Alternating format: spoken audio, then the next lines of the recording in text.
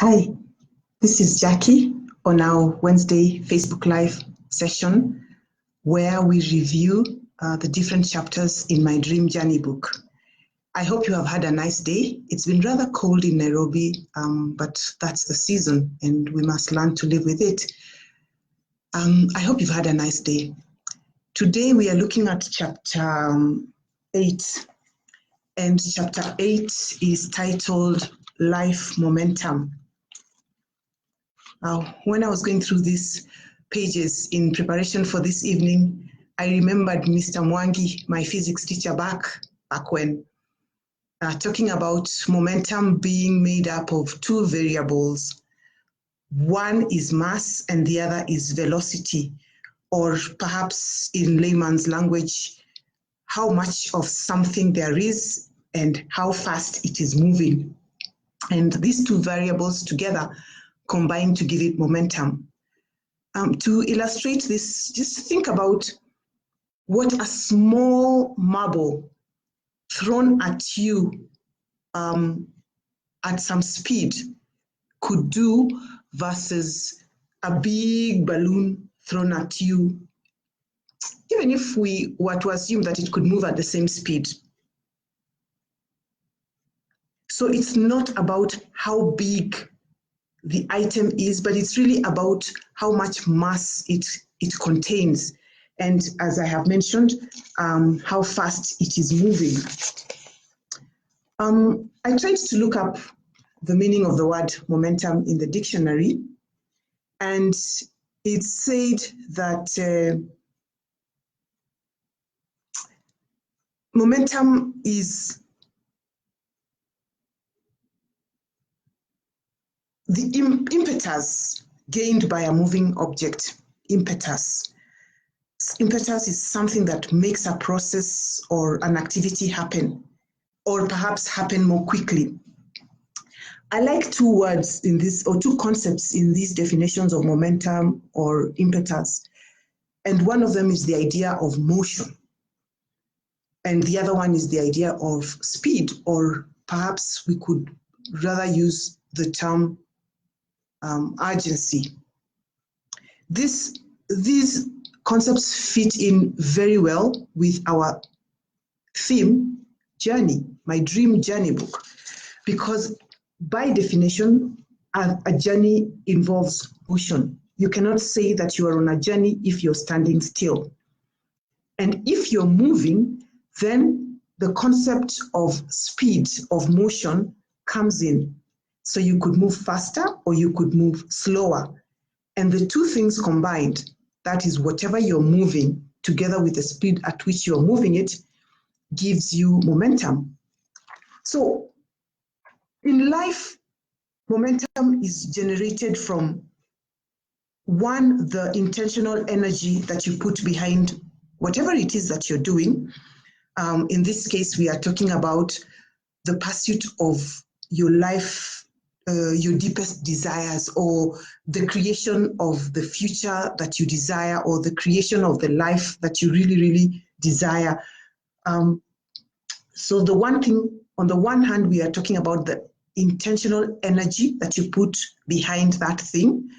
Intentional energy is really about prioritizing. How you make that thing that you want, that event that you want, that action that you want, that goal that you're pursuing, how you make it your priority. What you give up in order to create space, in order to create room for this thing. We are talking about how much energy, in terms of how much intellectual energy you put behind this thing in order to learn more, in order to get better. We are talking about how much physical energy perhaps you're putting behind it. So intentional energy is one variable as far as your life momentum is concerned. But the other variable is the number of quality acts that you perform towards achieving whatever it is that you're trying to achieve. Let me illustrate this with an example. Say you are looking at improving your financial status. And for those of you who have been with us right from the start, when we were doing the assessments, financial situation or financial status is one of the assessments that you can do just to check and see how you're doing as far as your financial goals are concerned.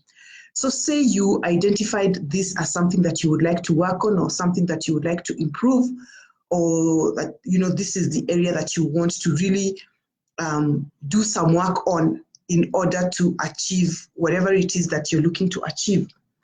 So maybe you have discovered, or you have realized, or you know that you have debts, and so you decide that you want to reduce your debt. You could perhaps create or discuss with your bank manager or your creditor a payment plan, and then you implement the plan and you begin to reduce your debt. That's an act, and it is a quality act towards improving your financial status. You could also look at reducing your costs. That way, you have more money, perhaps, to put into reducing your debt, which could lead to your clearing that debt within a shorter period of time. You might decide to get some coaching to help you understand your money personality so that you can understand how better to manage money. You might, on top of that, make some investments in order to generate more revenue. So you can do a number of activities towards improving your financial status. Now, each of these activities that I have suggested or that I have described is a quality act towards improving your financial status. So if you combine several quality acts and you prioritize this activity, you focus on it, together you are creating solid life momentum. You're creating large momentum or huge momentum versus, for example, deciding that, well, you're going to reduce the debt, and the way to do it is by borrowing from Peter to pay Paul. Now that's an act, and it is designed to help reduce your debt, but it is reducing the debt on one side and increasing debt on the other.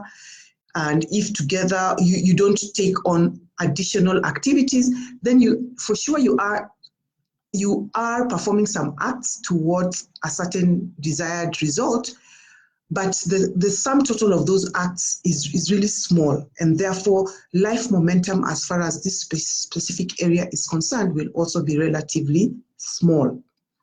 So what you're aiming to do if you want to improve or to increase your life momentum is to increase the two variables. I don't know if you can see this, but there's a chart here. So you can imagine that on one axis you have got intentional energy, and the higher you go, the higher the intentional energy is. And on this other axis, you have got quality acts, and the number of quality acts, or the quality of the acts, increases as you go this way. You want to be in this area where you have got high intentional energy, and at the same time you have a high number of quality acts towards your goal or towards your vision. How do you build this intentional quality? How do you build this intentional energy? You do it from the inside out. And next week, when we look at chapter 9, we will be talking about doing the inner work. Hello, Jane, welcome, and thank you for joining. So you build intentional energy from the inside out. You look at what you really desire. You examine yourself. You're honest with yourself, and you make a commitment to yourself that this is really what you want to achieve. And you begin to look at how much you need to put in terms of time, in terms of energy, in terms of your intellect, and you purpose to dedicate those resources to this thing. You go the distance. You don't take half measures. You don't give up on the way. You don't you know how it is when you have to wake up early in the morning and it's raining, and sleep is so sweet when it's raining, and then you tell yourself, today that dream of mine can wait, I'm just going to sleep. You don't do that. You get up and you keep moving. That's how you build your intentional energy. That's how you put intentional energy into whatever it is that you're chasing. That's how you build energy towards your dream or your focus or your vision. And what about quality acts? It's about knowing what needs to be done. So there is an element of learning, whether you are going to learn from somebody who's done it before, or whether you're going to, read up on something, whatever it is that you're going to do in order to get a good understanding of what needs doing towards getting whatever it is that you are getting, and then putting into practice those acts. It's about doing, and doing quality things that will help you to achieve whatever it is that you're looking to achieve. So 2 key things here. One is the acts, that's the doing, but the other is the quality. And as you perform these acts, you get better and better at them. And you can imagine, if there's a stone sitting on the ground, I mean a big stone, perhaps it's this size, as it's sitting on the ground somewhere, that stone has potential. That stone has potential to be a weapon. But it will not be a weapon until somebody picks it up and hurls it, gives it some motion, gives it some speed. In the same way, all those ideas, all those plans, all those strategies and dreams that you have inside your head, on your notebook, on a piece of paper somewhere, maybe on a chart hung up on a wall, or maybe stuck to the mirror in your room, all those things are like that stone that is sitting with potential. But that potential will not be realized, or cannot be realized, until you do something with them. So today, I want to leave you with this thought. What potential are you sitting on that you need to pick up and give some motion to? What potential is sitting there and will continue to sit there until you do something about it, until you perform a quality act towards it? As I said, Life Momentum is chapter 8 of my Dream Journey book. And the 2 variables that we are looking at, the 2 variables that make up your life momentum, are your intentional energy and the number of quality acts that you put towards achieving your dream. If your intentional energy is weak, it affects your momentum. If you have few acts, or you have poor quality acts, that also affects your momentum. So if you're feeling stuck, if you feel that you're not moving towards wherever you want to go with your life, look at these 2 variables. Which one do you need to increase, or maybe do you need to increase both of them? Don't let your potential sit undiscovered or unused. Pick it up and give it some motion. Give it momentum. Thank you, and I hope to see you next week when we look at chapter 9, titled The Inner Work. Have a nice evening.